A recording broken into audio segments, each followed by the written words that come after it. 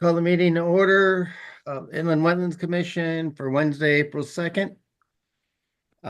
Bruce, can you please call the roll? Yes. Commissioner Stachin, Here. Commissioner Eisner, Here. Commissioner Fox, Here. Commissioner Berlandi, Here. Commissioner, who's next? Kelsey, Here. Commissioner Simpson. Mark, are you I there? saw him a second ago. He was. You hear me? Yes, we got you. All right. Yep. Commissioner Simons, Commissioner Tulin.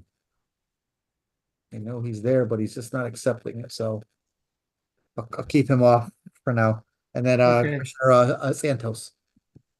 I'm sorry, is Andre here No, he's or? not. Oh, okay, Not at this time. okay, If I see him pop in, I'll let you know. okay. All right. All right, so the first item on the agenda, 598 Plainville Ave, you have a report on that? Yes, the applicant has submitted a letter to officially withdraw the application. Okay, but in regards to our time for the site visit, you think they're reworking it and may come back? Yes, talking with them, I think what they're gonna do is they're gonna look at doing a redesign. They're gonna Okay. come in, because of those changes in the wetland, they're gonna look at doing some modifications, and then they'll come back to staff. And then at some point, I'm assuming that they will be back to you guys for an application. Okay, All right, I just wanted to confirm that our site visit wasn't a waste of time. no, Okay, item two on the agenda, Farmington Land Trust on River Road. okay, Uh, 1 second. Jay, Sure. are you there? Can you hear me now? Yes, you are. Okay, you're good. Okay, I did try to hit accept 3 times, but Okay. whatever. Thank you. So, I'm glad I'm here. Thank you. all right, so Chair, do you want to seat him in place of Commissioner Simons? Sure. We'll do that. All right.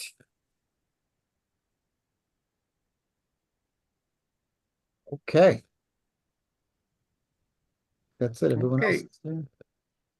All right, Is first, the yeah, applicant or the representative here from Farmington Land Trust? yes, they are. Who's gonna start? Kate, I believe, Kate's going to kick us off.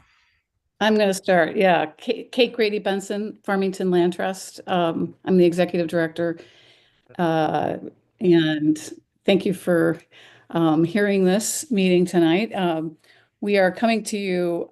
We have a piece of property over off the Railston Trails that we acquired back in 1985 from two women, F. Mount Dickinson and Virginia Mount Douglas. And in the early 2000, around 2000, 2001, we put an accessible fishing pier on that property. And you'll hear about this later, but in the subsequent years, the Farmington River has been coming right at it and caused quite a bit of damage. There was a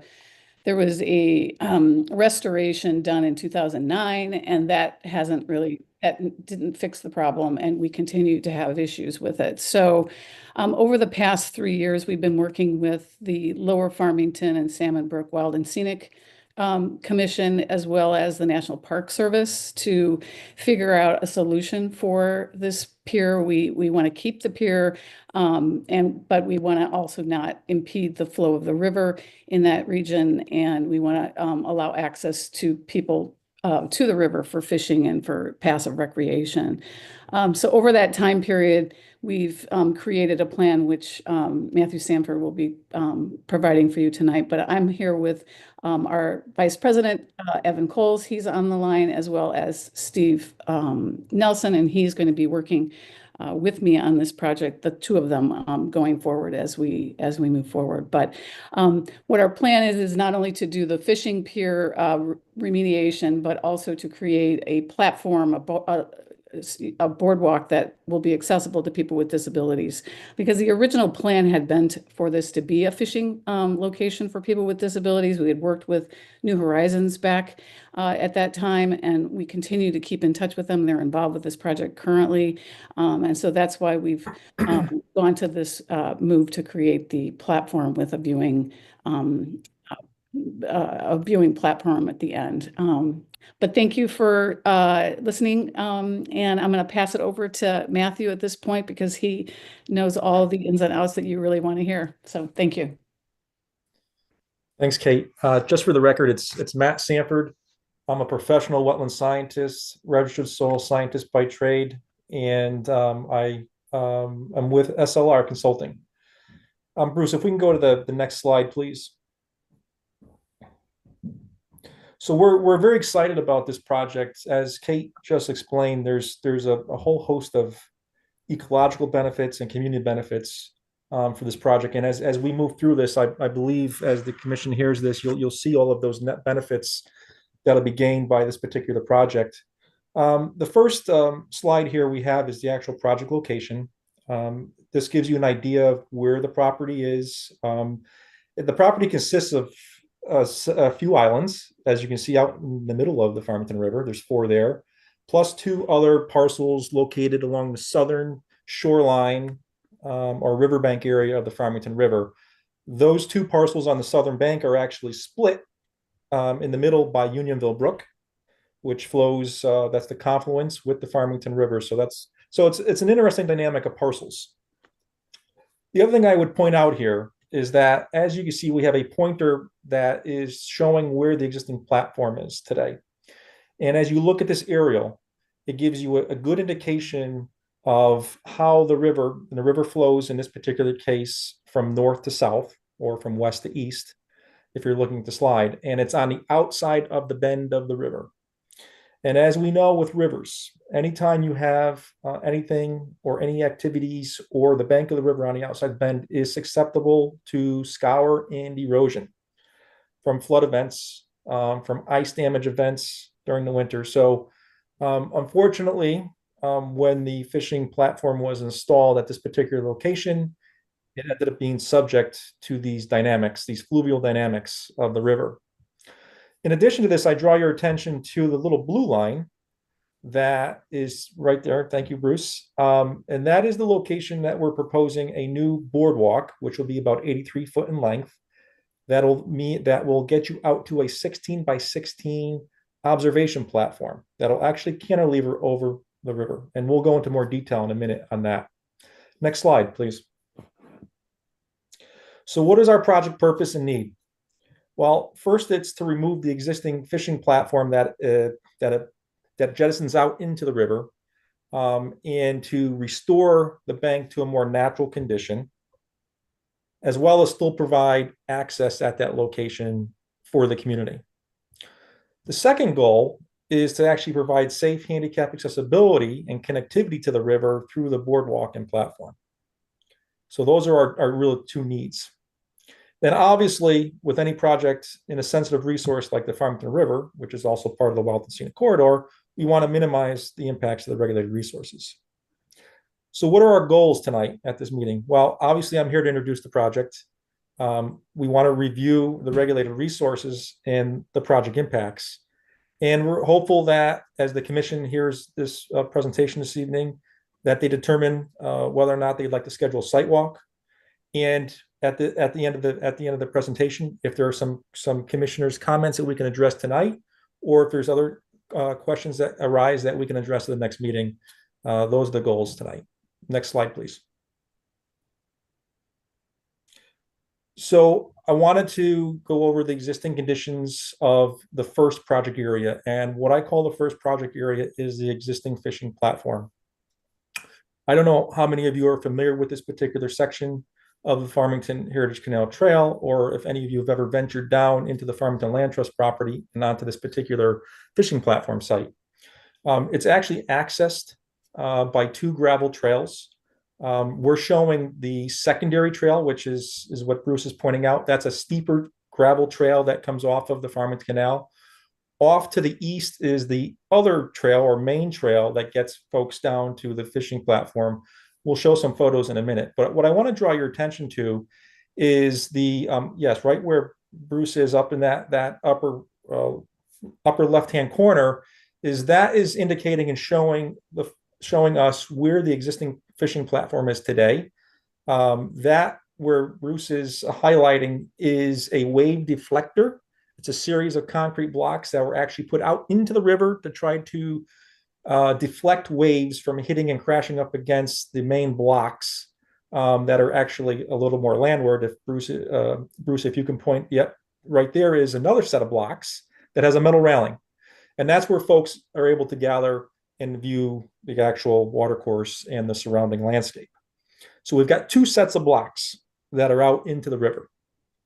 And so if you've been down there, you'll know what I'm talking about. And also I draw your attention to look at the clearing limits that get you to the observation platform, very wide. And all that area is gravel. And every time we have a flood event, that gravel then washes out and washes downstream and has to be replaced by the Farmington Land Trust on a routine basis. So there's a maintenance regime here that's continually ongoing and costly. Next slide, please. Here's some photos. This is that secondary trail that we had pointed out, the steeper trail that comes down. You can see in this photo, there's a little bit of a rill forming in the center of the trail.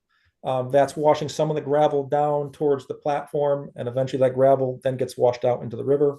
We're going to be addressing this issue as part of our project, that particular rill and the steepness of that trail. The middle photo shows you what the platform looks like as you're walking down the trail. You can see the metal rails, and we're looking upstream here in this photo. You see the metal rails, and you can see the concrete blocks. There's two trees that are right in the center of the platform with the gravel all around the base of those trees. Off to the right-hand side here, we have the wave deflector that's out in the water, as Bruce is pointing to right now. As you can see, it's in the water, it juts out into the river, out on that outside river bend. And then we have that secondary wall, the main wall with the metal railing, where folks are able to come up and launch launch their fishing reel out into the river itself. Next slide, please. This gives you a little more indication of some of the erosion that's ongoing down there. So the photo on the left is actually looking upstream again, and that there's a culvert that conveys Unionville Brook under the trail and into the Farmington River. And you see a wooden bench there. And if you look just to the right, you can see a large channel starting to form there. So when we get the flood flows that come over Farmington River, over the Unionville Brook, they end up washing into this fishing platform area and washing all the gravel out into the river. The middle photo, that area should be a nice level pad, and you can see there are some large divots in the backside of the wall, some down to 18 inches in depth. That's where gravel once was, and now it's been washed out.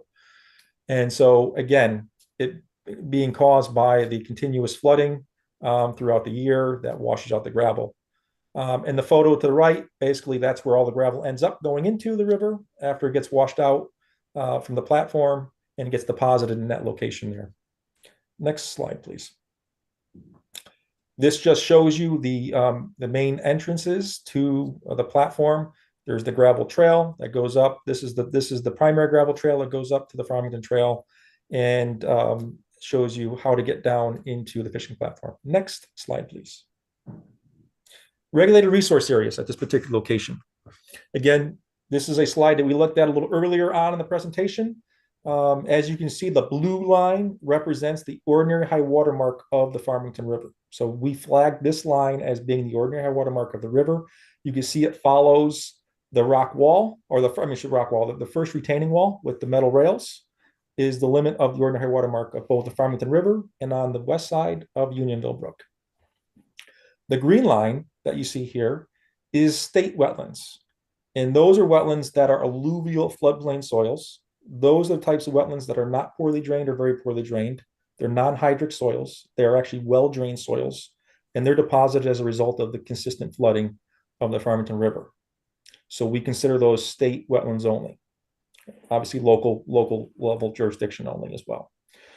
The red line that you see here is the FEMA floodway associated with the Farmington River. And the orange line that is beyond or south of that floodway line is the 100-year floodplain elevation line of the Farmington River. Your entire project area that we're looking at here is within your 150-foot upland review area. It's actually off the page, that line, and that's why it is not shown on this particular graphic. Next slide. I also wanted to bring to the commission's attention that as a result of how this land or these properties are intermingled with one another, that we are also in the Charles W. House Wellfield, Connecticut Water Company's wellfield, level A. We have notified them of the project per your regulations. I don't anticipate there being any issues with the projects that we're presenting before you this evening, but I wanted to let the commission know that we have done our notification to the Connecticut Water Company on that one. Next slide, please. So here's our proposed conditions and regulated resource activities. What the blue is indicating here is that we'll be pulling out those wave deflector blocks from the river. It's primarily the blocks that'll be pulled out in that area. In addition to that, the green hatch pattern is the area that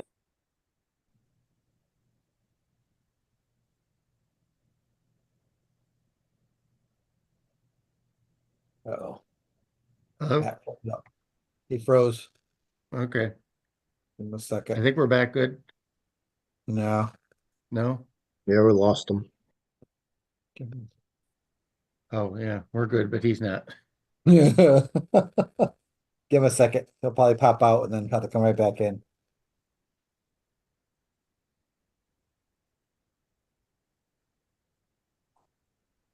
Is Matt still on there? We lose Matt Orman too? Yes, hey, I'm Matt Ormrod. I'm also with SLR. There you I go. could step in for, Yeah, I think he popped out, so he'll probably be coming right back in a few minutes. yeah, okay. I could continue on here. I've been working with Matt on this project and Kate, so I'm pretty familiar with Mhm. the activities going on here. But yeah, as Matt was saying, we on the plans you see here, we highlighted in two different colors. The area in blue, Matt was saying, are the proposed activities below the ordinary high water boundary. So that basically consists of removing the blocks, the handrail, and any kind of fill material that's behind it. And then in green is the area, and these are permanent activities. So these are permanent changes to the area. And then the area in green is sort of landward of the ordinary high water mark. These are within the wetland areas, the state alluvial wetland areas. The alluvial wetland line is shown in, let's see, it's right at the transition where the green and yellow areas meet. It's that sort of dashed line with the heavy. Yeah, thank you, Bruce. Those are also permanent activities. We propose to remove the existing sort of the primary concrete block wall, if you will, the one landward of the stream deflector wall. Remove the handrail that is set in that wall, and then also remove gravel and fill, which you saw in the earlier pictures, behind those concrete blocks. And this area will be restored once we remove those eroding structures. And so that's kind of what you're seeing here. There's a boulder revetment. And then behind that, there is, yep, thanks, Bruce. And that's sort of the profile view of the revetment. And then behind that, landward of that, we're proposing to restore vegetation with native vegetation, do some minor regrading of the area, because as we mentioned before, it is subject to flood flows and it is deteriorating. So we wanted to restore that area. There are a couple trees that we propose to remove because of the access issues, to get machinery in there to lift those blocks out of the river. It's we're trying to minimize the amount of trees we remove, but there is a larger mature oak tree, or I'm sorry, a maple tree, that we propose to remove. So Matt, I am back. Okay, I Matt. apologize. For some reason, my internet connection just went kaput. All right. So yeah, I so just I heard you. I heard everything. So you're good. Great job. So a couple things I just want to point out. So Matt, you did excellent. Exactly how I would have presented it. Couple things on the right-hand side. So as you can see in this right-hand image, you can see the concrete blocks. Those blocks that you see in this cross section are the blocks that have the railing on them. We are going to keep those in place while we're actually removing and excavating material behind them or landward of them. So those are our confinement, our water confinement blocks that we're going to use in place. And that'll allow us to install the actual natural boulders that you see on the bank in the dry. And then once those boulders are installed, then the contractor will remove those blocks. I will point out that the town will be reusing those blocks. And so the Department of Public Works will be taking those blocks for future projects in town. So we will be recycling those blocks. The other thing to point out here is the size of the material that we're putting here, or the boulders. We're talking large boulders, so 60-inch diameter, 5-foot diameter boulders here. So large material is going to be being placed back here so that it doesn't move over time. So I just wanted to show you that scale that you're seeing here. Those are really large rock material. And I think with that, I think we're ready for the next slide. So let's move to area number 2. And this is the boardwalk and platform. And in the left-hand side of this graphic, you can see the secondary trail that we pointed out to you earlier on that gets you down to the fishing platform. In addition, you can see under the boardwalk that's in yellow, you can see the other trail that meanders, trail number 1 that meanders underneath. Yep, thank you. And you can see that we're going to be cutting a boardwalk directly from the trail through the woods, north out to the river, and it'll be cantilevered, as you can see in the upper hand. Yep, that it's cantilevered over the river to get folks out so they can see upstream and all around the area to take in the beauty of the Farmington River and its associated riparian riverbanks.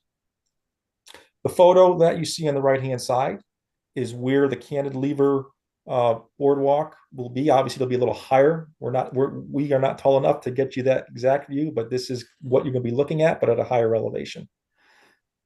Next slide, please.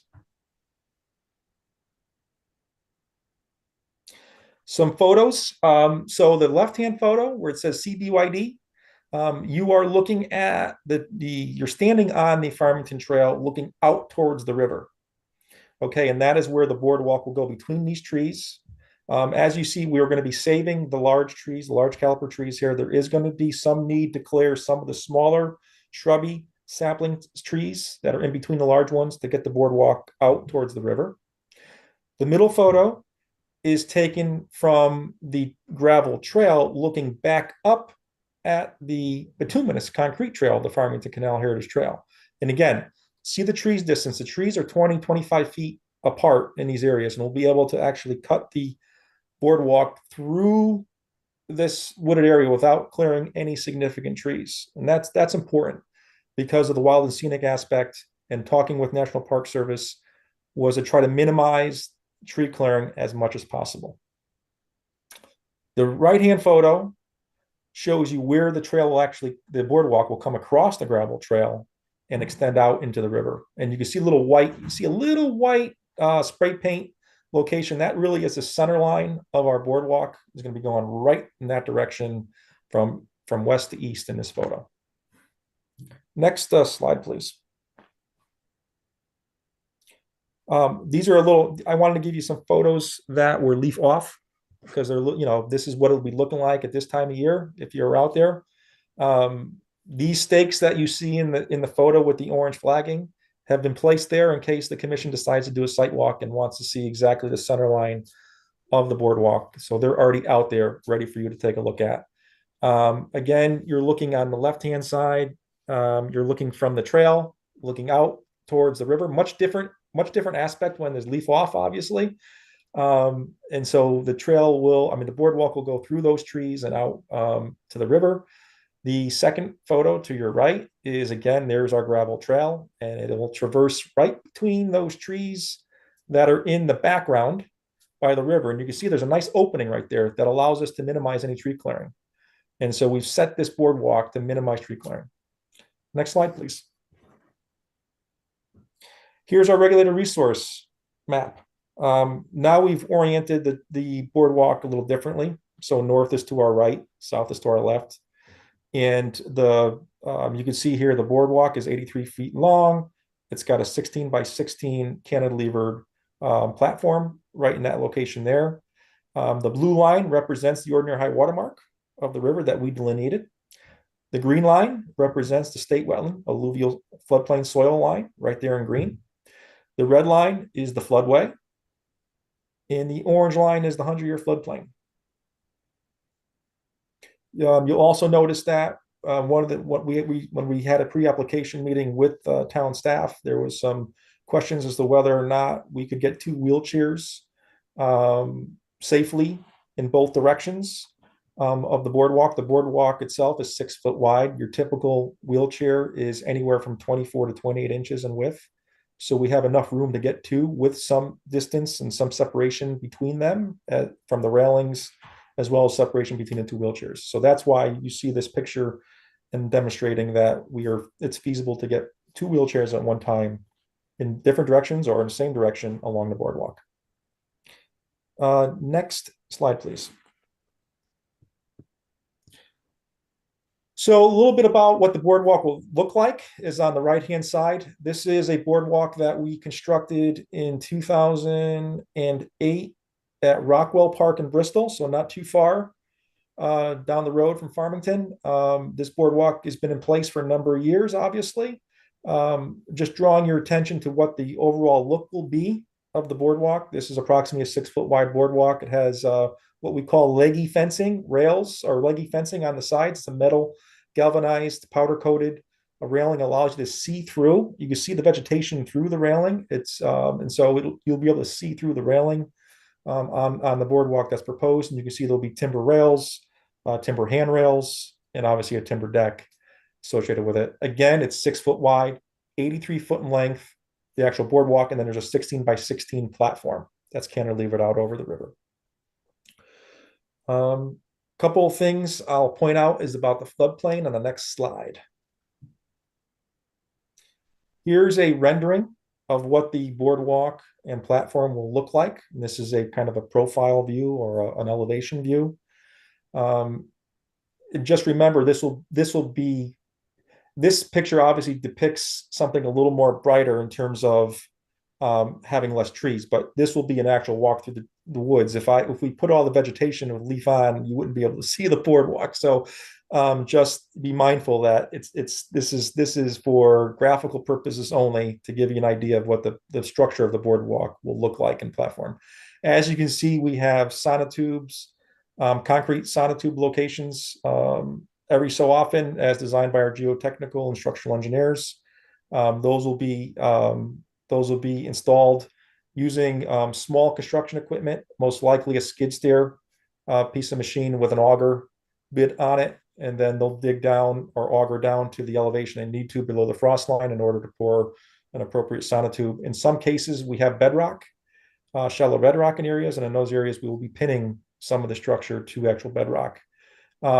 As you can see, we're using timber for the boardwalk itself, and then as you get out to the cantilever section off to the right here, we have to switch from timber to steel I-beams because of the weight And from a structural integrity, we need to have I-beams out in that location. A couple things I want to point out here is that we have an orange line and a red line that you see in this particular graphic. The orange line is the predicted floodplain that will become adopted by FEMA and be implemented for the town probably this year sometime. That elevation is 199. The red line is your current FEMA floodplain of the Farmington River that is currently regulated, and that elevation is 198. So it is going to be increasing by a foot, and hopefully in 2025. The reason I just point this out is that we have set the boardwalk and the observation platform well above that floodplain elevation, so that we don't have an interaction or a potential for any floodplain issues with the boardwalk and platform. So again, you'll notice here that right where Bruce is pointing, that people will be able to actually walk under the boardwalk and still use the gravel trail to get down to the fishing, the other fishing platform that we are repairing. And I think this is a great graphic to indicate and show everybody what this is going to look like here in the future. Next slide. Let's talk a little bit about the actual impacts. So in terms of impact numbers, bank disturbance, and the only bank disturbance we have is associated with the project number 1, which is the fishing platform and removing the concrete blocks and then reforming a more natural boulder revetment bank. That's approximately 50 linear feet of disturbance in order to do that along the bank. Okay. The blue activities that we had showed on that slide in the pulling out the blocks has an activity below ordinary high water mark of 475 square feet. Okay, so that activity below ordinary high water mark equates to about 475 square feet. State wetland activities, and we have state wetland activities at both project sites. The primary state wetland activity is for the existing fishing platform, where we're going to be shrinking the existing trail down to 6 feet gravel trail and then replanting all those native plants around that and removing a lot of that gravel. So that's where the brunt of your 1,420 square feet is actually found. And we have some activities in state wetlands associated with the observation platform. As I was describing the regulated areas, the green line, there was a couple of the actual piles and footings in the state wetland. We have no activity in the water associated with the observation platform and or boardwalk. So I think that's important to note. And then obviously activity within the 150-foot review area. We have that on both projects. We're entirely within your jurisdiction on that. Important to point out down at the bottom right-hand corner, there's always questions about activities in floodways and floodplains and how does it result in any net fill, net cut, or net zero. This particular project, with pulling all of the material out of the river associated with that fishing platform, we actually end up with a 206-foot net cut volume in both the floodway and floodplain. So a benefit to the floodway and floodplain by removing all that fill material that's been placed there for that fishing platform. Next slide. We have our sediment erosion control details on our plans. We will be using straw wattles for the work associated with the boardwalk and platform, because we do have some rock outcroppings and some undulating topography. It's going to be very difficult to put silt fence in there, so we're using straw wattles that contour to the landscape. We don't anticipate having much earth disturbance associated with the boardwalk anyway. I should point that out. We're really just drilling sonotube holes for that. There will be some additional excavation for the larger footing down by the observation platform, and hence reasons why we're putting straw wattles on the down gradient side of that work. What else can I say about sediment erosion control? We talked about how we're handling sediment erosion control and water handling for the fishing platform. We're keeping those blocks in place as our confinement area, doing our boulder revetment, and then taking everything out. That reduces the propensity for having any sediment erode into the river and affect water quality. We're also setting up some sandbag cofferdams on the down gradient side of the observation platform, just in case we have any water coming back in from the river into our excavation pit or hole. So we'll have some sandbags to keep that from happening. Next slide. And with that, that wraps up or concludes my presentation of the two projects. We leave you with the boardwalk platform rendering. Kate and myself are here. Be happy to answer any comments or questions the commission may have at this time. Thank you. Very formal or very good presentation. Thorough. I, before I pull, I just had a couple of general comments. I'm glad to see that we're moving the location, because that was not a good location, of the existing, area, pier area, because, you know, you got the angle of attack of the river coming right down at that corner of the river, and then you get to add additional turbulence of water flowing out of Unionville Brook, which really gets cranking. So that was a very difficult area to planning, to try and keep something going there. And I also appreciate the thought that we're going to leave it in place while we build the stone revetment, and then after that, remove that. That's a very good solution to try and minimize any disturbance in the river and any additional runoff coming out into it.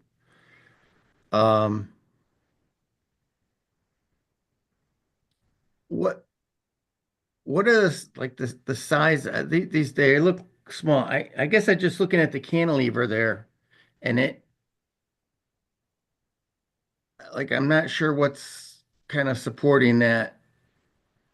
Are there additional angles or something that's coming? I mean, it Yeah. looks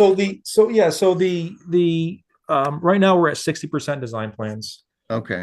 There may be some additional angle irons that are placed on there minimally when the structural engineers take this to 100%. But again, those will all be above the 100-year floodplain, outside the state wetlands, obviously above outside the ordinary high water mark. But there may be some fine tuning and detailing of the sizing of the I-beams, et cetera. Okay. The goal here is to have the commission understand what the impacts are to the resource areas. Yes. Which are going to be the footings, and what those impacts result in. So, but yeah, very good point. Those will be more detailed as we move Okay. forward. All right. Let me ask for questions. We'll start with Dave Fox. Well, hi. Yeah, thanks. This was a very comprehensive presentation. I appreciate that. I guess my first question really has nothing to do with wetlands, but it's just a personal question. Will construction require closure of the bikeway? So yeah, good question. We talked at our pre-application meeting with town staff. That question was brought up. It will not require full closure of the trail during construction. It may require during certain portions of the day to have signage and flaggers if we need to get equipment and materials in or out of this particular site, but it will not result in full closure of the trail. No. That's good to hear. I'll stop by. I was looking at some of the staff comments and was wondering about those. Would there be any need to putting anything to restore the riverbed that's going to be uncovered? Yeah, so I saw that comment, and typically my professional opinion on that matter would be I would not be trying to place any material in the river itself, because as we know, these rivers are very dynamic. Right. And I would imagine if you actually go out there today or after tonight's rain or tomorrow's rain, you'll actually hear boulders and stuff actually moving downstream. And so my goal is to let Mother Nature restore itself. So once we've gotten the blocks out of there, we're going to be intersecting the underlying natural substrate material. And as you get these floods that come down, it washes down both sediment and boulders and stones and cobbles back down into place. So our goal was not to try to fill and import native riverbed material in here, because honestly, I think if we did that, the first storm might wash it away because it's not really anchored in so much. So I did see that comment, and that would be my technical response back to it. So that we were not planning on actually putting any additional natural stream bed material back. Yeah, that makes sense. And I guess similarly then, the mulch underneath you know, the boardwalk, Sure. especially closer to the river, is going to be quickly washed away as well. Well, it all depends on the severity of flooding, right? There could be some loss of mulch down at the very lower section of the observation platform, but as you rise, it rises pretty quickly, and you can see that in this graphic. It rises fairly quickly. Obviously, in a 100-year flood, anything and everything's being washed out anywhere and everywhere, upstream, downstream, all around us. The reason why we went with the wood mulch is because we're not going to be able to establish vegetation directly under the boardwalk due to shade, but we want to make sure that over time that we stabilize those soils under the boardwalk. And what will happen eventually is the leaf litter that will be on the sides of the boardwalk eventually start to blow in underneath the boardwalk as well. And so that'll, also help stabilize those soils. But one of the recommendations from town staff when we talked about this was, well, can we seed it? And there may be some opportunity for vegetation to grow under the boardwalk down by the gravel path that's currently there on this slide. But for the most part, as you start to move away from that gravel up towards or west up towards the actual trail, you get very, you're not going to have very much sunlight getting into there. And you may have some opportunity still for some vegetation to grow from the observation platform to the gravel trail. But again, the wood mulch is there as a safety measure in case we don't get any vegetation growing. But again, to your point, there is always the potential that it could be washed out. Thanks. And in my old job with DEEP, we were always concerned about any project within the floodway. It has to be demonstrated that there's absolutely no increase in flood elevation.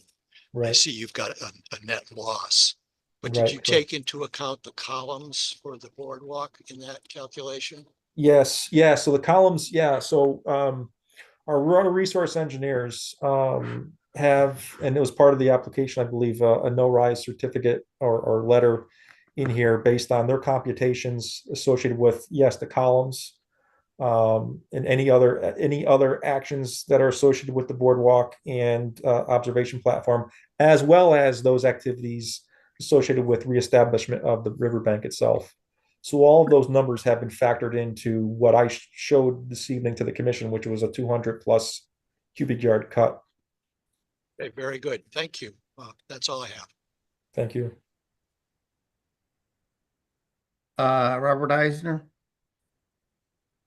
I've got a couple of comments and questions. First, Kate, thanks for initiating the project and for the ongoing stewardship that you provide for the land and the resources that you manage. And it looks like you've pulled together an appropriate project team that can plan and carry out the project once it's approved. So great job so far. In terms of other jurisdictions, is this going to require Army Corps of Engineer approval?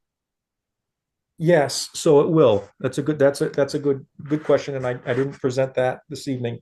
So yeah, we are on a wild and scenic river, and obviously National Park Service, as a sister agency to the Corps of Engineers, is always concerned with activities along riverbanks or in the river itself. We will require, because of the placement of the removal of the concrete blocks, both walls doesn't trigger in and of itself a Corps permit because they regulate fill only. It's the actual placement of the boulder revetment wall, 50 linear feet of boulder revetment wall, that triggers us into what we would call a Army Corps of Engineers self-verification notification form, bank stabilization general permit. And so we will be getting that from the Corps after we've received the local approval. Great, thank you.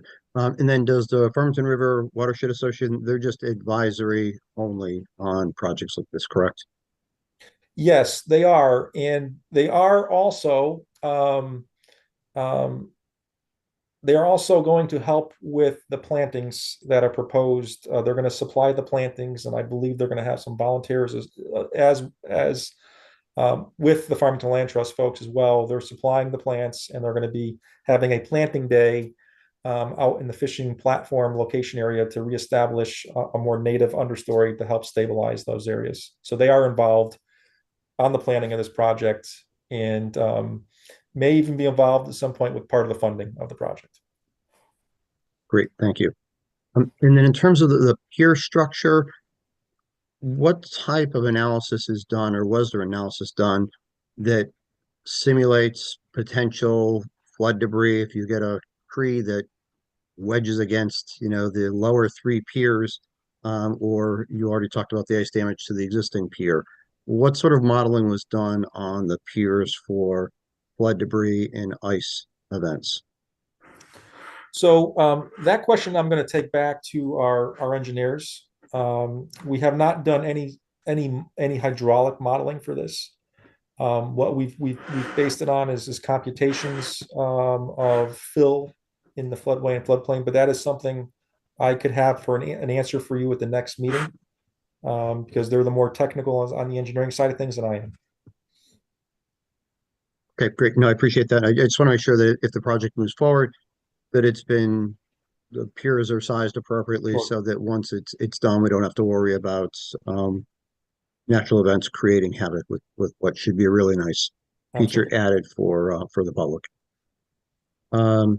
In terms of the size of, so you're taking out the existing fish pier, and I would agree with Chairman Stetchen that the location was probably not appropriate from the outset. In terms of fishing availability, with losing that pier, what's being compensated area for area with this project? So you're not really losing the fishing pier. You're losing the handicap accessibility fishing pier down at that location. So you're still going to be able to. We're narrowing the path, so you're not going to have as large of an area to fish from. If Bruce goes back to the graphic, let's see if we scroll. You're still going to have the ability to fish from that location. Here we go. So remember, in this graphic, the blue area and the green area up to the rocks is all going to be open water again. And the trail, as you see, as being condensed and curved a little bit, is still available for fishing. And honestly, the plantings that are going to be here are all very low story plantings. So there's going to be opportunities to cast in either upstream direction or downstream direction, or basically north out into the river.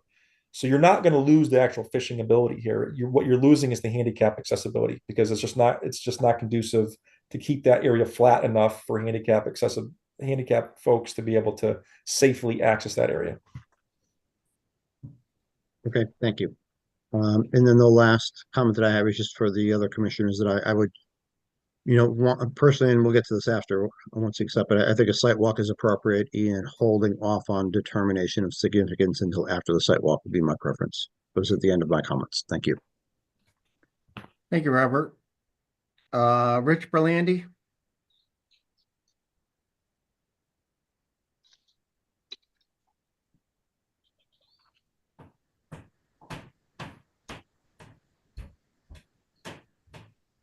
Rich, are you there?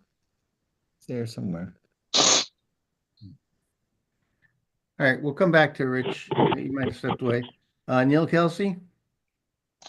Yeah, just echo previous commissioners. This is a well thought out plan, and I appreciate the detailed walkthrough this evening. Look forward to working with you guys as it goes forward. Just one comment, and most of my questions have already been asked, but just one comment: as you're looking to revegetate some of these areas, I'd ask that you consider, if possible, and I don't know if this is possible, but some of what was done up in the Collinsville, Canton area along the rails to trails, where they put in pollinator gardens into, to attract species into that. Again, I don't know if there's enough sunlight or what goes into all of that. Yeah. But certainly something to consider, would be very attractive in a walking path through there. And Yeah. that's all I had. That's all I had. Yeah, and that is being considered currently. So the only problem we have it down by the fishing platform, and you may have been down there, there is quite a bit of shade. So Yeah. that limits us, unfortunately, even at that location that seems open. It's very shaded in that area, hence the reason why there's probably not a lot of herbaceous vegetation growing there now. What we've selected on the planting plan that the commission has before them is mostly shade tolerant plants. There are some shrubs and stuff that do provide flowers in the spring that would be for nectar pollinators. Ideally, if it was full sun, this would be a really great opportunity to have a pollinator garden in that area. Yeah. We are limited based on the sunlight conditions, unfortunately. Yeah. Understood. Thank you. No further comments. Okay, Mark Simpson. Um, I guess my question has nothing to do with our jurisdiction, but unless it was already presented, I know in River Road there is parking down there, I believe, for the rails or trails. Is that something? I don't know if I heard anything about that. Is parking under consideration here? Because this could become a very popular place to go, especially, opening season, opening of the fishing season. Is that something been talked about? So It's more of there a is, TPZ question, yeah, but at the end of the cul-de-sac, I call it a cul-de-sac, Railroad Avenue extension. There is, I don't know, I would call it formal parking, but obviously folks do park in and yep. around that cul-de-sac to use the trail. This project has not contemplated adding any parking at this point in time for the project. Kate, I don't know, or even Bruce for that matter, if there's any comment related to parking issues that are currently there or the need for additional parking at this point in time. Well, from a Farmington Land Trust perspective, no, that's not something that we would consider. We don't have any space to do any of that, quite frankly, in that region. This is town-owned land as you come in here. Yeah. So I don't know, Bruce, did you have anything to? No, I agree with you, Kate. I mean, this is not a very big area. I think cars do park in there. We don't actually encourage people to park in here. It's not technically a parking area. It was more or less, it started off as a cul-de-sac because this was built first. And then after that, they actually tied this off and at an actual later date. So it was supposed to just remain as a cul-de-sac area, but it is used sometimes for parking. If it does become a problem, as Commissioner Simpson said, we may have to end up posting it no parking if we have a lot of cars double parked or triple parked in that area. But I think we've got enough parking. There's a large parking area just over off of Collinsville Road, just on the other side of Route 4. So you've got the tunnel underneath Route 4 to get down to here. So hopefully people learn to go to those locations and use the trail for what it's for, and then access these make these things a destination point for people to go look at it and then just turn around and then go back if they want, or proceed on further down the trail. You get some blocks to block that off if you need to in the future. Block off what, this like here? Yeah, I'm just kidding about Oh, removing fishing pier, the fishing pier now. yeah. And I guess that was going to go to the town. All right, thank you. That's all. Jay Tulin. He had to bow out. He was having a bunch of problems with his computer, so he emailed me and Okay. said he backed out. All right. Did Rich Barlandi come back? He's there, but he's just not for some reason. Where Can you is hear he? me now? Here we go. Okay, there we go. Okay. All my questions have been asked and answered. And I'd like to have a site visit. I think that would be appropriate. That's all I have. Thank you. Okay. Yeah, I think a site visit is warranted on this. Farmington River is very important to the town, and I think we would be wise to take one. So I'll call, is there anybody who feels there isn't a need for a site visit? I know a couple of people have already said they think it's a good idea. All right, so Bruce, I'll ask you to set up a date for a site visit, please. Okay. Does everybody like the weekday again? Did that Yeah, work that out well worked for fine. everybody? Save Yeah, that your works. save the weekends for the great weather now. All right. I'll shoot for like the 7th. All right. Okay. 7th or the 14th. We'll see what we can do. Um, I don't have any further questions. You said there's a couple of stakes there where the uh, the new In here. Yeah, bridge so is going to we've go. set, if I remember correctly, I know Matt or Yeah. Ormrod was talking earlier, he's actually set the stakes out there. I believe there's 4 center line stakes with orange Okay. flagging that have been posted out there. With leaf off, very easy to see them. They're there for your viewing pleasure. Okay. Uh, so I think we'll wait on the significance until after the site walk. Um, if nobody has any further questions, I would entertain a motion to accept the application. So moved by Robert. Second by Mark. Okay, motion is made and second to accept the application. All those in favor say aye.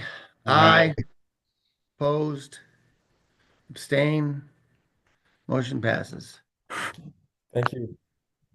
All right, we'll see you at the site walk in 2 weeks. Excellent. Thank you very much. Thank you. Very good presentation. Just a second to get the next one going here. All right, next item is Wholesome Pools at 25 Brookshire Lane. I think the applicant is here. Okay, if the applicant can introduce themselves and give a synopsis of the construction.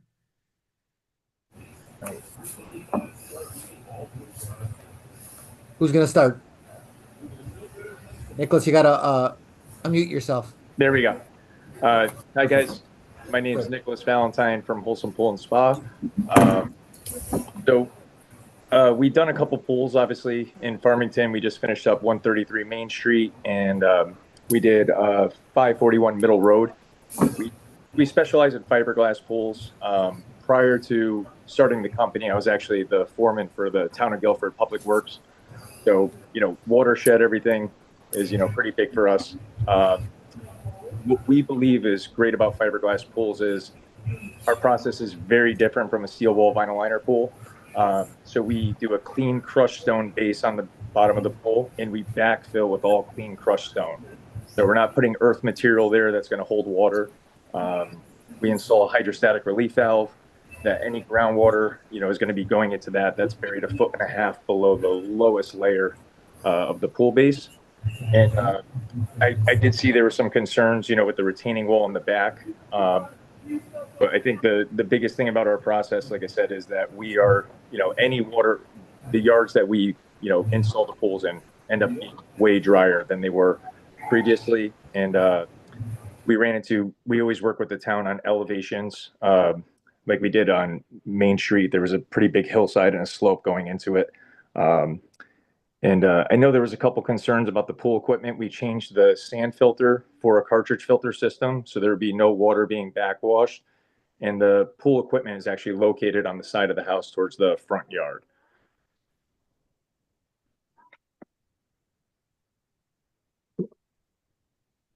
Would it help if I oriented everybody a little bit better?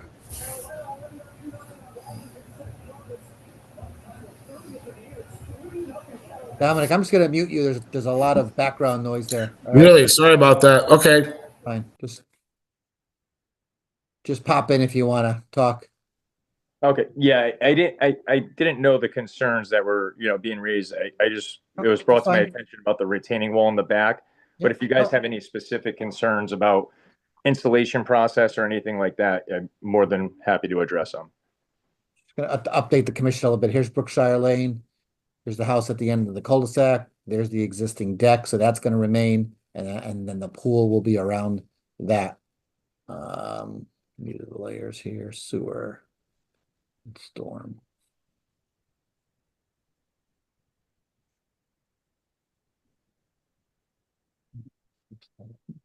Go. All right, here we go. So the deck will be there, deck's here, the pool will go over here, and there'll be a large paver patio around it there. The sewer runs through the lawn area, and there's a storm drain that runs out through here. The wall he's talking about is just underneath or just beyond these arborvitaes in here. And those I have in this drawing here, you'll see.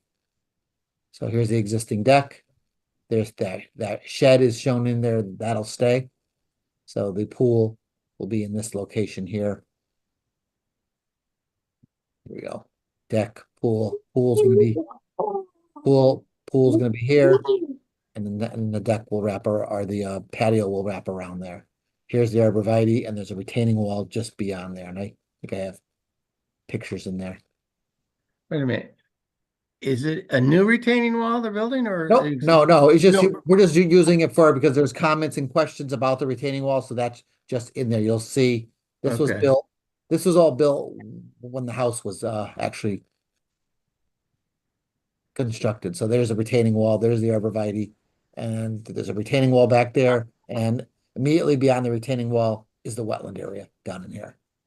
So. Yeah, so we wouldn't be, interfering or touching the existing retaining wall. Mhm. It was brought up to me that there was, a concern with the structure of the wall itself. But we wouldn't be, tracking equipment, anything near that area. And as far as the wetlands, pretty much everything nowadays is pretty wet. And like I said, the biggest thing is that we're actually mitigating the groundwater, you know what I mean, in the area. And we're definitely not, displacing any water or putting anything towards the wetlands, as far as backwashing our equipment. We made sure it was placed towards the front of the house, as far away from that area as possible. And then one concern, not a concern, but we were flexible as well with the heater, as far as a gas heater or an electric heater, if that was a concern for the town as well. Say that again? We said we were flexible because it was brought to our attention that if it was, an issue to have a gas line or a gas heater, we could do an electric heater as well for the pool equipment. No, yeah, that wasn't actually discussed with us. I didn't realize there was gonna be a heater on there. It's a natural gas, I assume you're saying, right? Yes, sir. All right. Yeah, either or. The customer was flexible with it, as we explained. We have to work within, the parameters that we do have. Okay. So as you can see, it is all within the existing lawn area.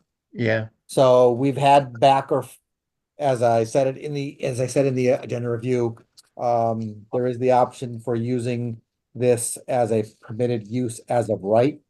We have allowed that for some above ground pools and occasionally a below ground pool. It all depends on the level of work. It all depends on the level of excavation, grading, and disturbance. So. Yeah, and the biggest thing too is, so we don't use the existing dirt. Like I said, it's, we haul that off site.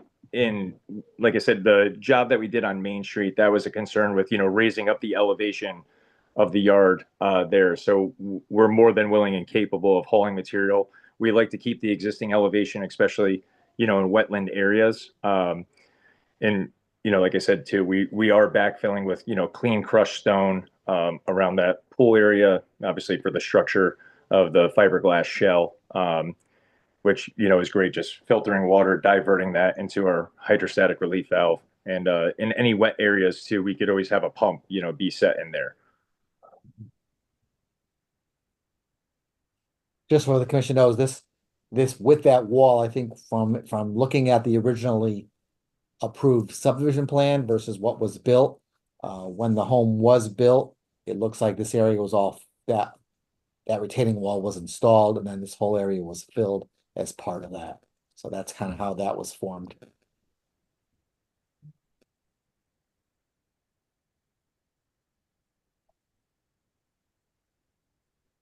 I just wanted to hop on real quick, guys. I just want to start off by saying thank you to the commission for taking the time to review this application with us. My name is Dylan LaPlace. I'm a landscape designer for Torrson Stone and Garden. I put this plan together, worked closely with Bruce. We discussed a lot of the details and we're able to put this plan together for the homeowner. So if you have any questions, I'm happy to answer them as well. Okay,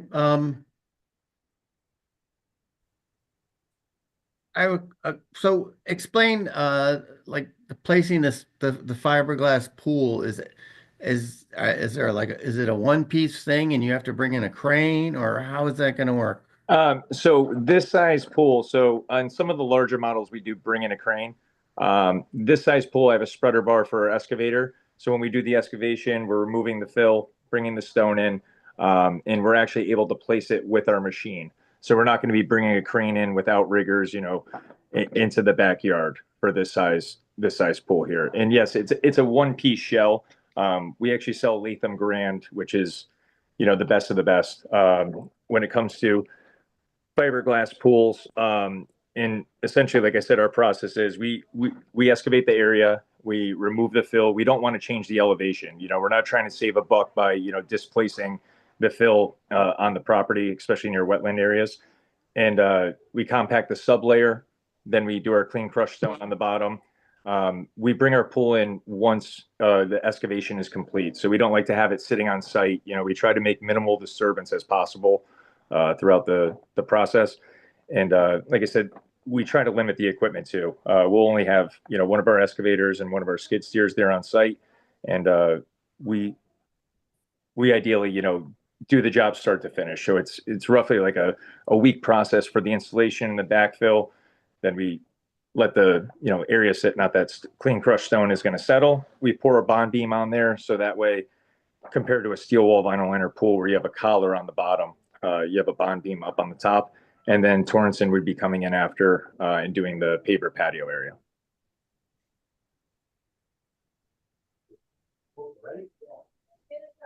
And so those are just paver blocks that are all around the pool and around the existing deck?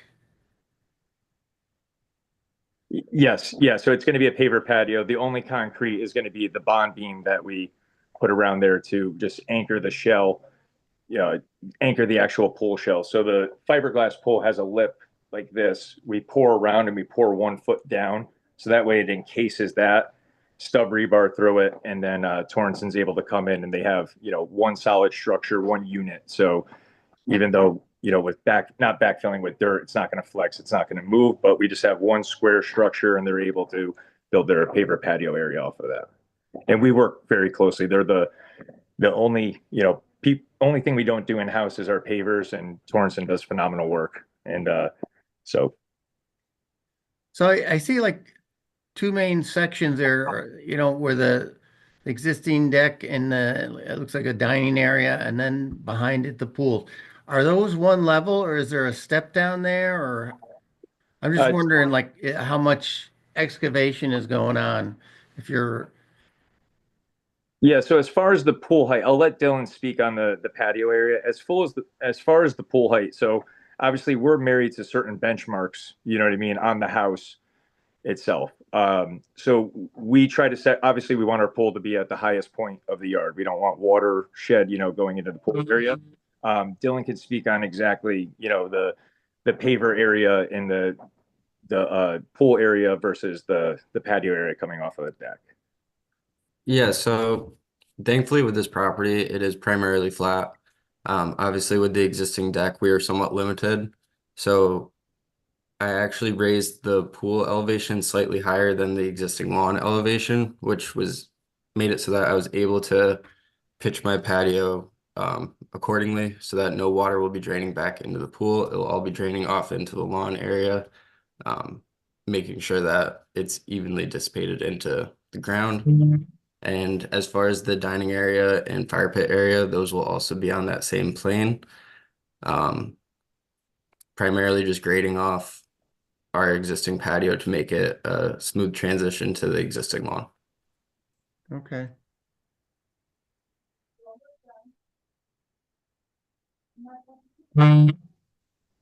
All right, that's all the questions I have. We'll start with the commission members. Dave Fox, No questions. okay, Robert Eisner, Yeah. Thanks. Bruce, can you pull up the layer that shows the wetland? I just want to see where the wetland line was.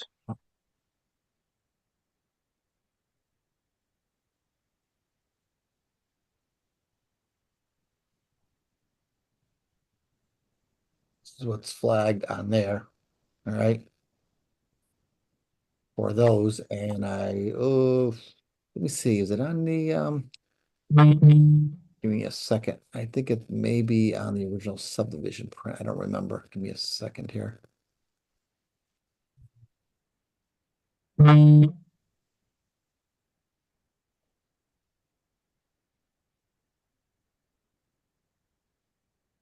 This is the original subdivision print.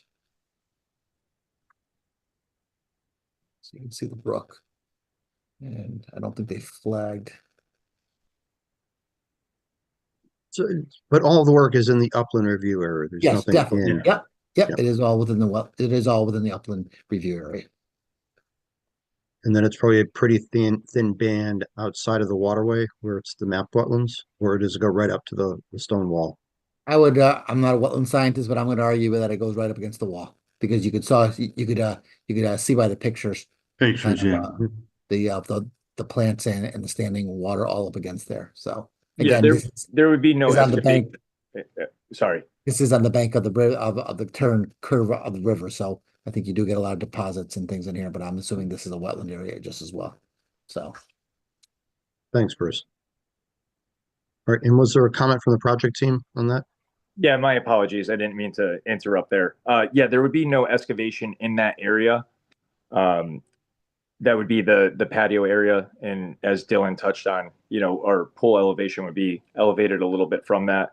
And then with our overdig, like I said, we're backfilling our 2-foot overdig all the way around with clean crushed stone, just to make sure that any water from the pool watershed or anything like that wouldn't be disturbing any of the wetland area there. And I just Thank you wanted all. to add in real quick, that area that you guys saw for the wetlands area on this property is actually maintained lawn right now. That was there prior to the homeowners moving in. Great, thank you. That's the end of my comments. okay. Rich Berlandy,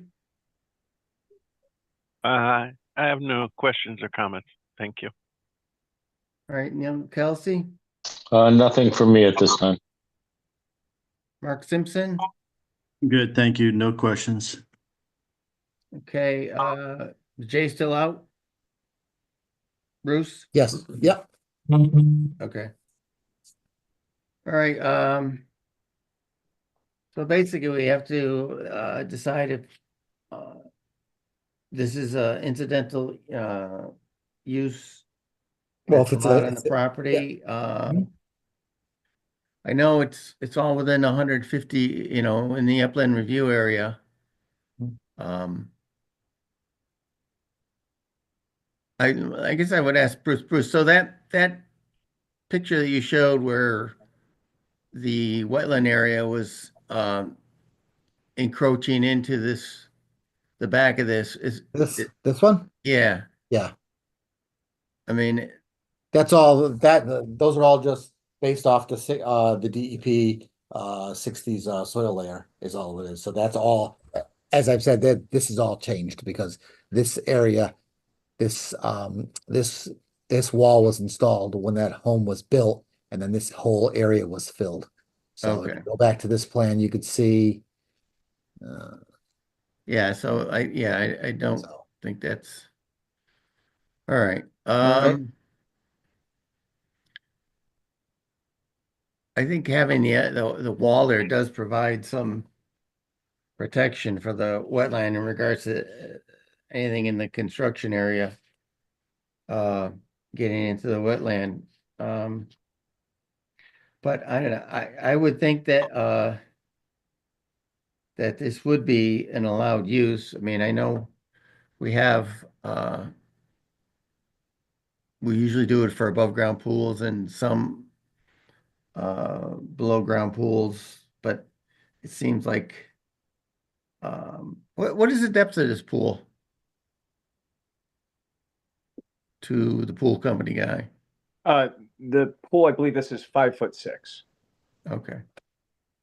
The whole pool, or is there a That's just the shallow deep end? end. So it actually, if you see in the print, it has a large tanning ledge, 2 steps down, and then it hits like a 6% slope. So it's essentially a sport pool. Okay. So the depth There's not a starts diving board area or something, no deep end. No, so where the steps are, that elevation is about 3 feet, and then it just slopes down to the deep end. So it's just a constant slope going there. So it's a gradual elevation. So the only area that's actually, at the deep end depth is probably maybe 4 feet. Okay. So All right, this so is it's not real deep. this is the shallow end. Yeah, so where you see facing towards closest to the wall, that's a tanning ledge area. That's only actually 1 foot 4 inches deep. This area here. Sorry, I didn't see that. So to the right hand side, that's a tanning ledge area, 2 steps down, and then the only elevation starts from the steps going down across. So that Okay. area across the pool, I think it's about maybe 18 feet long, and it's only sloping down 2 feet in elevation there. Okay. Yeah, so the actual material coming out, it's not a large amount of excavation, and like I said, the fill won't be placed around the site there, so it's not a large excavation project. Now these drains, a 4-inch channel drain, what's the treatment at the end of the drain? Yeah, so I installed this channel drain because obviously I need to pitch the patio away from the pool. I also need to pitch it away from the house. So I have that channel drain running through, like Bruce is highlighting right now. I have that running to a pop-up drain so that can dissipate into the lawn. I don't intend for a lot of water to be going through that. It's just to get that water out of that exact area and have it dissipate into the lawn. So the pool deck slopes down to it on that side and the house and the lower and the deck adjacent to the house slopes away from the house down to that drain. Correct. And I have planting beds along the base of the house, which will also help with some water retention there so that can filter into the soil. Okay. Also, underneath the deck is all open space as well, so that acts as another space for rainwater and such to drain into. Okay. I guess I'll pull the commission and see if you agree that this is an incidental use that's allowed. Rich Berlandy? You feel Yeah, this is in? I would agree that that it's incidental use. The area is already lawn area. It's already developed. I, I don't see it a regulated incidental use. Dave Fox? Yeah, I would agree. I do have one question though. I didn't think of it before. The Yep, go wall ahead. that we're talking about, is that above the lawn area in elevation? Or No, is it? no. Let me see. I'll see if I can get it. See the trees? Kind of Yeah, visualize the arborvitae here. yeah. And when you get behind the wall, you'll see. Here you go. So here's the arborvitae. There's the fence, and then there's the wall. So pretty much it's all So goes it's all through this ground. wall. It's pretty much ground level. Exactly. Yep. I will Okay. say that the base of those trees do act somewhat as a berm, just because of the way that the roots have grown. There's a slight berm. Okay, I just wanted to check. Thank you. Yeah, Robert Eisner. Yeah, unfortunately, I'm not ready to answer the question. I think I need to put some homework on Bruce. If the area that was shown as mapped wetlands was never approved by the commission or the town to be filled and it was cleared and filled, then I would not view this as a use as of right. Okay. If we previously approved that wetland area to be developed, then I would lean toward just this as normal use and enjoyment of the property, but I don't. And even though that filling may have occurred by the prior property owner, if it wasn't authorized, then I think we need to take that into consideration. So Bruce, how difficult would you be able to provide some additional information by the next meeting? For to to what now? To tell you that it was wetland or that it was filled? Well, you pulled up the wetland layer that it showed it was wetland. So unless Yep. we amended the map, or unless there was an approval to fill that area, it may have just because, and that's my bugaboo with residential developments is we establish development limits, and then once the individual homeowners move in, there's often a lot of additional clearing and filling that Mhm. occurs that wasn't authorized by the commission.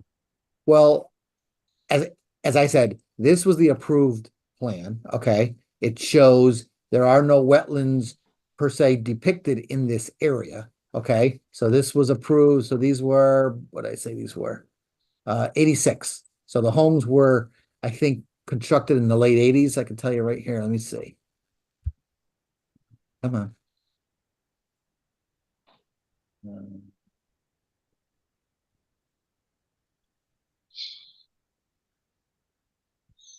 Home was built in 88.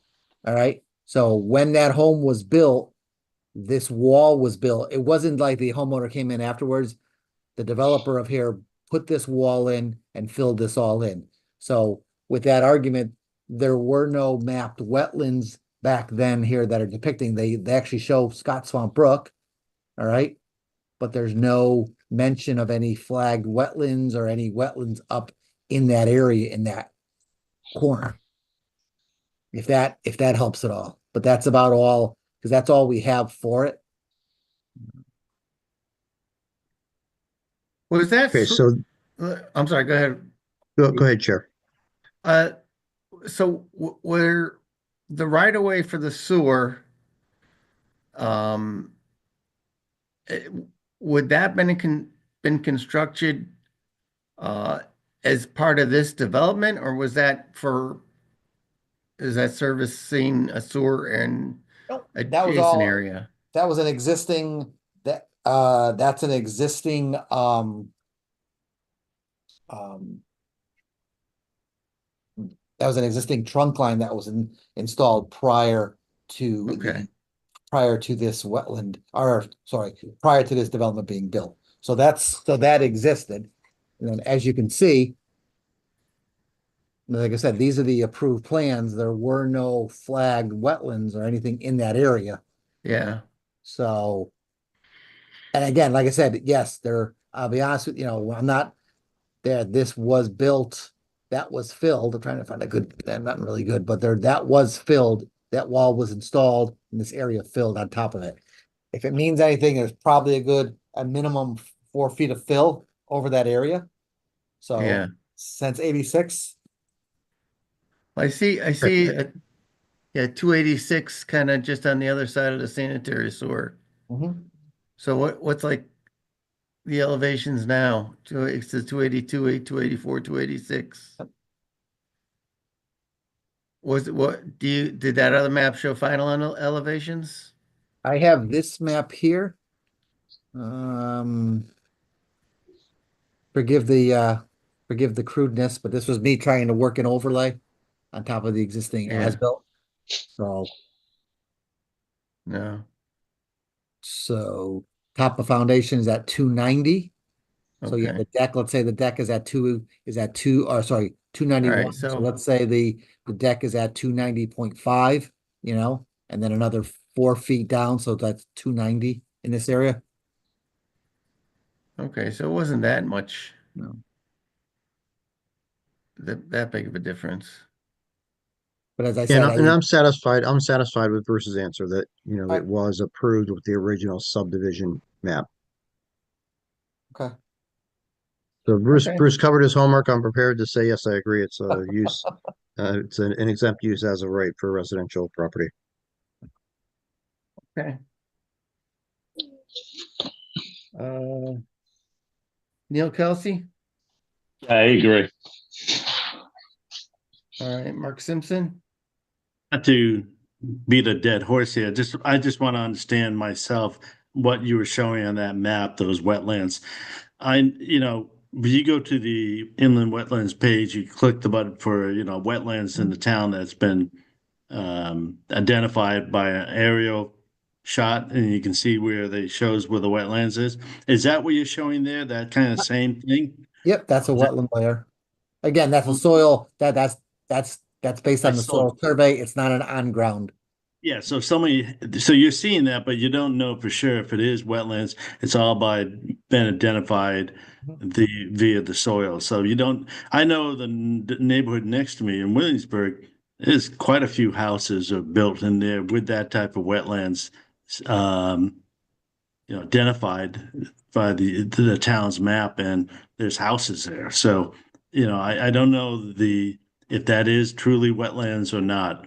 So I guess what I'm saying is, from my understanding, I understand what that is, and I think we can go forward with this and approve this pool. Okay.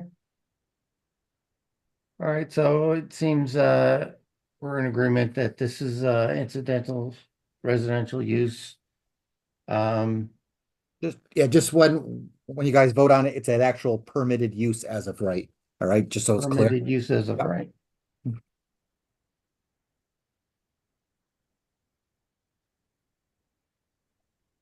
All right, so the chair will entertain a motion that this is a permitted use as of right.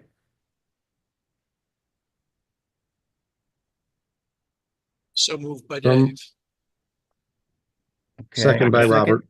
Okay. And moved and seconded that this is a permitted use as of right. All those in favor say aye. Aye. Aye. Opposed, abstain, motion passes. And Mr. Chair, Bruce, what's the citation on the permitted use as of right? It's for, Oh, it's it's section 4.A.4. yeah, that's it. Thank you. Okay. Okay, All right, so gentlemen, that means you're all set. There's no need to continue, so you can go ahead and move ahead with the building permit application. We'll talk erosion control at that point. All right, Thank you, guys. thank you very much. thank you. Good luck.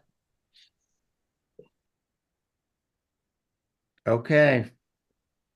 I drove by Batterson Park the other day and saw the construction's going. Mhm. Planners report, do you have Yep, give me a second. I'm loading proposed those up now. additional trees removal? Yeah, they had called me. That's Park.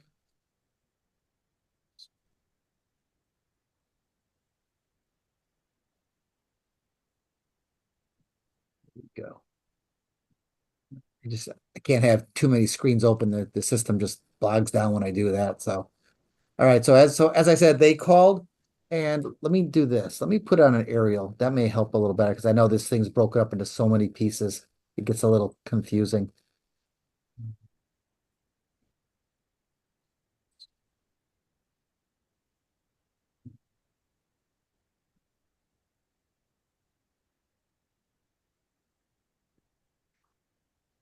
All right, just to highlight everybody.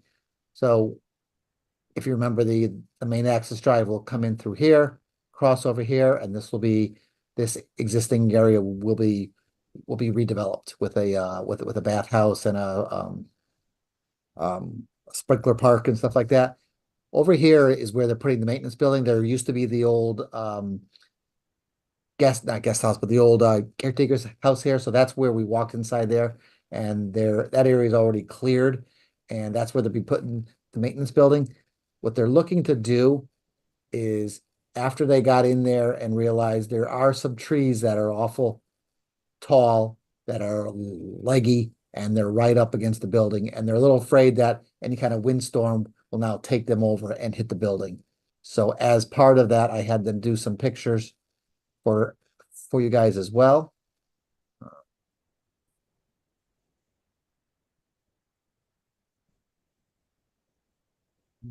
Whoops. There you go.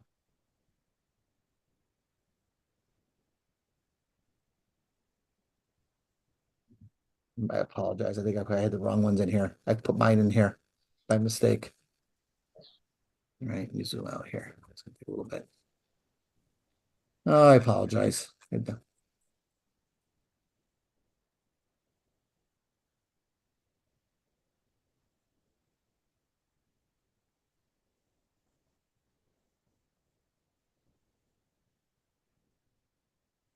This is our site walk right before they did the major tree clearing. So you'll see.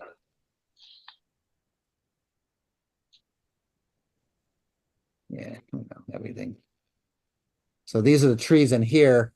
You'll see there's a lot of tall, leggy trees, and they want to do around 6 trees in this area that are relatively large pines with nothing but a snowball on top. So they're just concerned that these can snap and actually fall on the building. All right.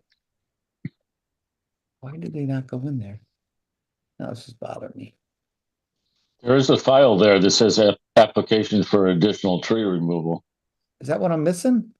The second file there, applicant request for additional tree. Second one down.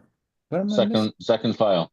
There you go. Yeah, but that's the plan. Oh, okay. That's the Okay. plan. I'm looking, just give me 1 second. I apologize. No problem.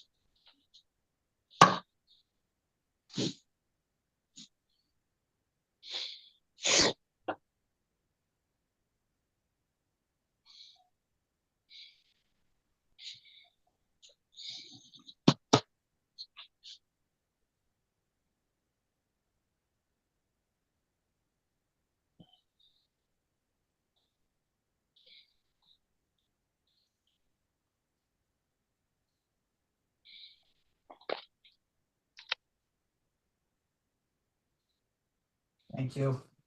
I have like duplicate files because this AV doesn't reach our other server, so I have to copy everything, and one just didn't get copied over. Here it is right here. Boom. So these are the trees we're talking about. You can see they're just tall, very thin. So some of them are relatively large too. They're actually building killers. They're pretty big. So it's not just 6 of these and around in that little area right through here. You can see where they want to do. So the maintenance building is going to be right in the middle here, and they want to pull out 6 in this little shaded area.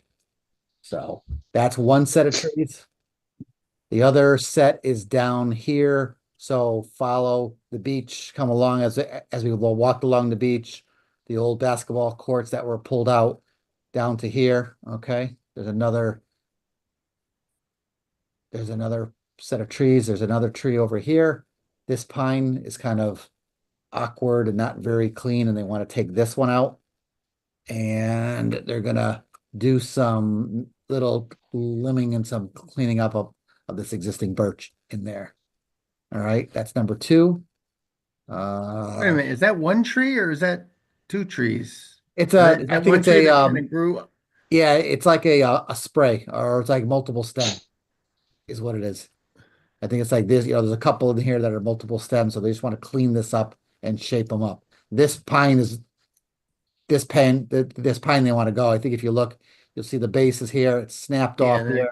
There's a limb coming up off to the side, so it's very not. And it's being where it is, it's very not. It's not a good specimen tree to keep okay. in because the boardwalk's going to be running along there.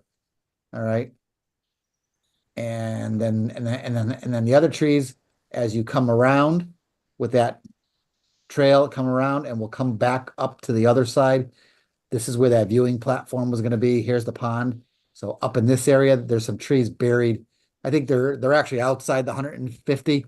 But it's on the list. So I just thought I'd show them to you. There are a couple trees on the slope, and you'll see in the photos here. Yeah, they're just stocky and no bark on them at all. So they're gonna pull those out. All right. And then the last one is a lone tree down in here. And that's at the very end of the extent of the project. And that's this one here. It's a beech tree with multiple stems. You can see yeah. it's all been ripped. Not looking so good. It's broken out. It's not in good shape at all. So that's in the area of the walking trail. So it's more of a safety issue as well. So most of them I didn't have a problem with, but I felt I wanted to run by the commission, and that's especially the one with the maintenance building as well as the one down by the water.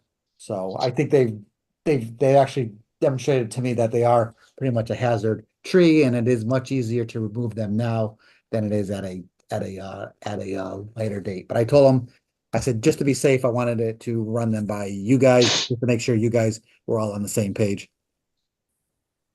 Yeah, I think it's a reasonable request. Okay. Are they, again, maybe they agree to replace some trees, or they're putting in a lot of trees in this project too, anyway, Yes, right? yeah. They're doing quite a bit on here. So, but Okay. I could work with them. You know, what we can do is because as they start moving along with this project and start getting things in, if they're gonna put some trees, we'll talk about moving some around. If we need to replace some, we'll do some at that Yeah. point. So, Tell them just to remove them and based on the project possibility of requesting that they replace some of the trees, mhm. something like that. Yeah, they may be coming back after we walked it with them and with the clearing, and I could probably show you here. I don't want to hold you guys up for too long, but when we walked it after they did this initial clearing, am I going the right way?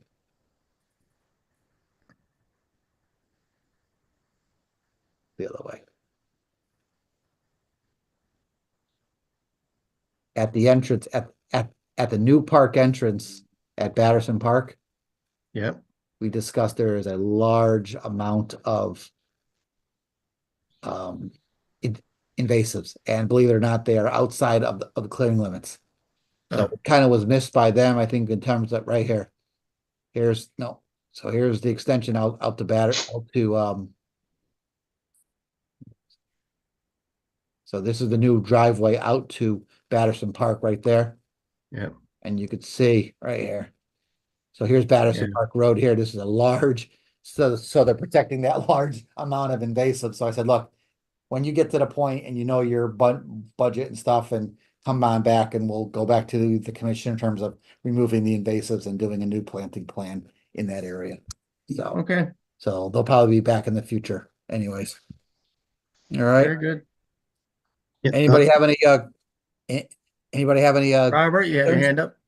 yeah, Go ahead. I agree that there should be some replanting for the trees that are being removed, and I agree that the pine trees are not in great health, and you start clearing around them, they are going to be more susceptible to snapping. I think an absolute replant should be for the lone white pine that's down towards the waterway. So, that Okay. does provide some habitat and some shade. So that should be a definite replacement when they remove it. Got it.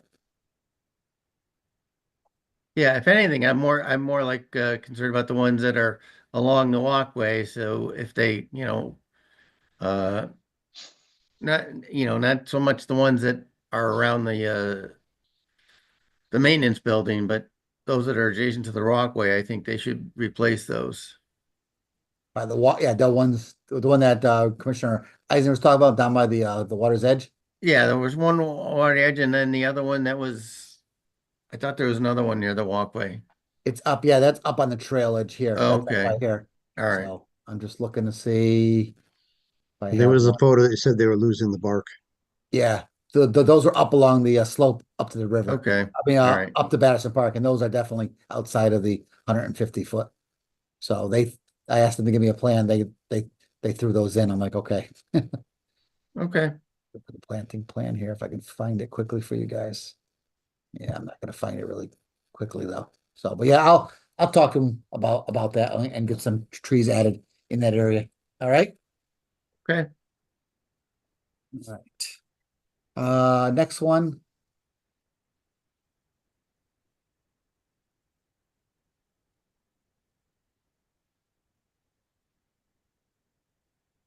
You have more for the planners report? Yep. Yeah, sorry. Okay. There was one, I apologize. There was one that called in and I want to run this by you quickly as more of an informal to see what you guys thought. The Tunx's Golf Course had called me after they did the presentation. Tunx's Golf. They're looking to do some work. And I think, so some of it may fall under more or less a minor maintenance item, but I wanted to run it by you guys to see if you guys wanted an application or if they could just work with staff. So here's the driving range. All right. Here's the parking. There's the Yep, Claudia's grinder shop. They've got a large pond that's been building up in here. This area has gotten larger, has raised up, and they used to have some gravel in there for the parking for the Dream Ride. So they need to pull and grade this out and get this water to sheet off of here into the wetlands. All right. So these are some photos I took today. So here's Farmington Avenue, best cleaner, or the old best cleaners. It's right behind. Ehrlich's. Yeah. Thank you, thank you. So here's where the water comes off the state highway into here. All right. yeah, So you go over to the Claudia's, you'll see the big pond. Give me a second, work my way back that way. Here we go. So they have water ponding up through here. So they want to grade this out towards the wetlands. All right. So you can see the old roadways that they had put in. There is water that runs off the state highway. So you do get a lot of sediment built up. So that would be one part. And then the other part, isn't there driveway graded down to that corner? Or yeah, no? yes. Well, whose driveway? The Yeah. driving Yeah. ring Yeah. driveway. Everything pitches this way, Yeah, this way, and this way. And this is where Yeah. it gets stuck. So it builds up pretty high before it blows out. All right. So you can see the area here is all the sediment that's been building up over time. Here's all the water coming off of Route 4, runs down through here as it heads off down to there.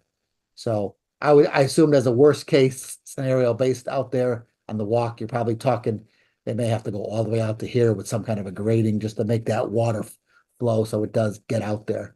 All right. yeah, They also there's a pile of material here that was left at one point, so they want to haul this out of here.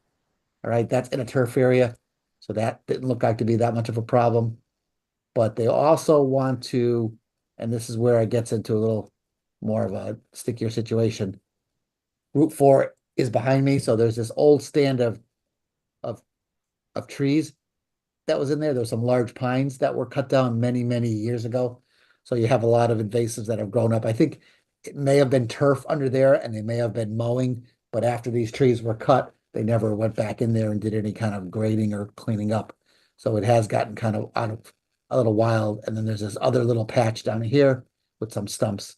So they'd like to clean this up and do some topsoil and seeding in here. They talked about removing the stumps. We have a force main, a sewer force main that runs through here. So I advise they don't do that, just for the two reasons, because of the amount of disturbance the stumps would create excavating them and affecting the force main. So I suggested if they do anything, it would be a simple grinding them in place. Just grinding them in place and then putting some kind of, and just grading this out and seeding it. So it's a 3-part project. I said, look, I have a meeting on Wednesday. I'll bring it up with them quickly to see how they want to proceed with it. Do they want to give some of it can go on as maintenance work and just work with staff, and then, or is there something you guys want to do with a permit? I think this is something the staff can handle. What do other people think? Yeah, I agree. I would agree too. Okay, I agree as well. perfect. Yes, we're in agreement. All right, perfect. Thank you, gentlemen. Sorry about that. No problem. Thank you for Figured it'd be coming to us. Sometimes it's easier. It helps me too when if we can get things through like this. If you guys agree with me, then we're all good. So, all right. Okay, Chair will entertain a motion to approve the minutes of March 19th.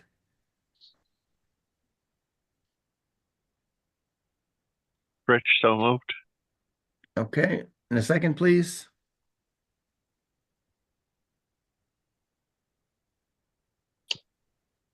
Come on. Second by Robert. All right. Motion's been made and seconded to approve the minutes of March 19th. All those in favor say aye. Aye. Aye. Aye. Opposed? Abstain? Same, Mark. Okay. Motion passes. And we will adjourn the meeting at 8:50 and start the conservation meeting. Nothing on the agenda. All we have is the minutes. Unless somebody has anything. Yeah, I don't know if I printed this. It's just there it is. Just the minutes. Yes. Yep. Okay. Chair will entertain motion to approve the minutes of March 19th for the Conservation Commission. So moved. And second, please. Second by Robert. All right, motion made and second to approve the minutes of March 19th. All those in favor say aye. Aye. Opposed? Abstain? Motion passes. Yeah. Anybody have anything else to discuss? Has the land acquisition committee been meeting at all? I haven't seen anything. They're kind of irregular. They went down to like meeting like 4 times a year. Mhm. It's a little harder to keep track of. No, I don't think there's been any. I don't think there's I been. don't know, it's not impossible that I missed something, but I haven't been to one in a while. Yeah, that's probably just not active. That's all. I had a question for Bruce. I see at the old Five Corners, they're finally starting to work on that project, the gas station and what have you. I remember that we approved a storage facility further up Route 6 as you're heading up to the mountain. I haven't seen any Yes. activity up there though.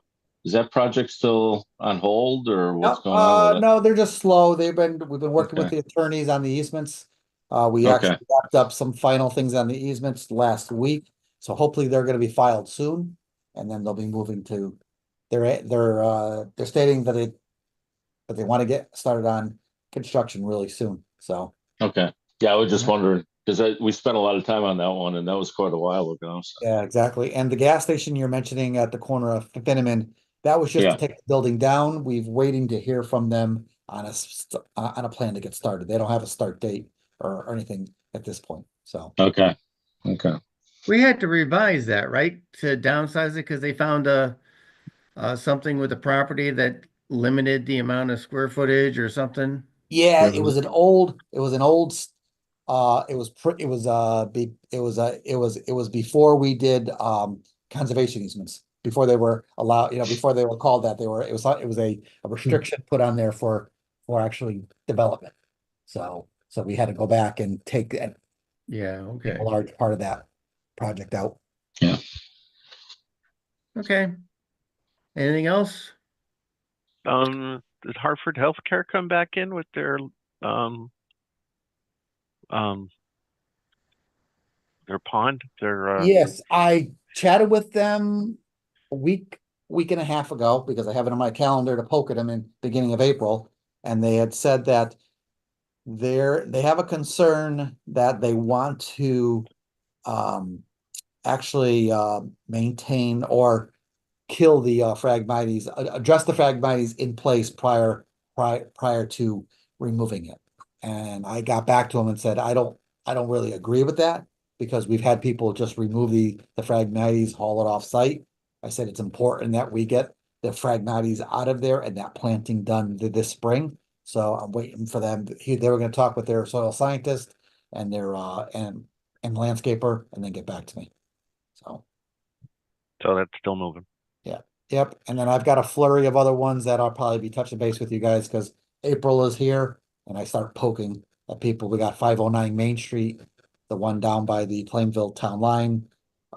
Checking in on him to see how his plantings are doing. And there's a handful of other ones that I can't think of right now. So He's been You know doing what quite a bit of reminded- work on that building. on the building itself, yeah, Yeah. it's slow going. He's putting some roof units on there. Yeah. Doing some work in and around, so, but it's kind of a slow down, I think. Yeah. It actually looks better than it did. So hopefully that'll continue. Exactly. The one next to the two apartment buildings next to the is it East Farms Fire Department? Oh, yes. They South Road. Yep. Yeah, South Road. There people are moving in now. Yeah. So Yeah, if COs have been issued, we have a bond. Most of the landscaping was done and actually seeded right before the cold got in there. but there's a And lot of water in between the buildings. yeah, it's that wetland that always ponds, and then that is from, second here, right here. So yeah, that's all from this area in here. Because they have the road water comes in there, comes into Yeah, see the little stream there? Yeah. Yeah, it's like that was the area that's in between the two buildings, and man, is it well, I think what you're seeing is, and correct me if I'm wrong, I think what you're seeing is the ponding up in here. yeah, yeah. Because they have that, because they actually built a level spreader. So there's an actually dam up there that forces to hold that water and let it filter out before it spills out and comes into here. So during Okay. a 1 inch, it could be a small rainstorm, that area fills up pretty good. And because of the soils, it does take a long time for that to Okay. actually evaporate. So I Well, think it's doing its job. okay, as I say, as long as it's following the plan, then that's good. So we'll be meeting with them soon to go through a punch list and wrap up some of this, just to make sure the grass starts to pop out there. Okay. Hey, Bruce, and just to come one more. So Wendy's development off of South Road, I see some trees are painted with white X's, and there's some paintings on the road there. Okay. News to me. I know they wanted to go, I know that right after they withdrew their application, they were, the word I got was they were moving directly to construction. All right. Okay. So I haven't heard from them in a while, so definitely we'll go down there and we'll take a peek. We'll see what's going on. Okay. All right, because All right. a couple trees were painted up like they're going to be cut down, but I don't know. Do you think it's up on the Wendy's site, or is it in that area between It's Wendy's? in the area between Wendy's and Woodruff Road. Okay. All right. I'll take a look. Thank you. If you're over there, see if there's any eggs in that pond back there. See if it's a vernal pool. It's right about the time you might start seeing something. Well, last year we had a person with a tent pitch there, living there. Oh, yeah. Well, ask him if he saw eggs. All right. Okay. All right, we'll call the meeting to adjourned at 8:58.